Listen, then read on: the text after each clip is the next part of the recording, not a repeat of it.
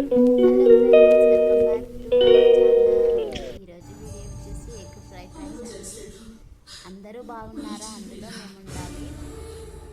మా వీడియోస్ కనుక మీకు నచ్చినట్టయితే లైక్ చేయండి, షేర్ చేయండి, అలాగే కామెంట్ చేయండి. సబ్స్క్రైబ్ చేసుకోవడం మర్చిపోకండి. ఫస్ట్ ఒక ప్యాన్ తీసుకొని ఆయిల్ వేయాలి. ఆయిల్ వేసి అందులో క్యాప్సికమ్, క్యారెట్, ఆనియన్స్ కట్ చేసి పక్కన పెట్టుకోవాలి.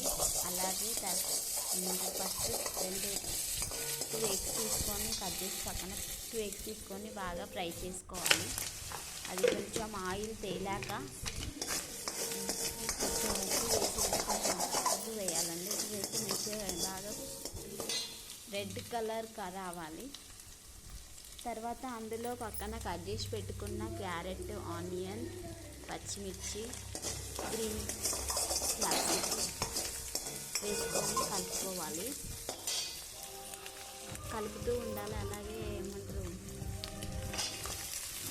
తర్వాత కొంచెం మళ్ళీ సాల్ట్ వేసి బాగా ఫ్రై అవ్వనివ్వాలి.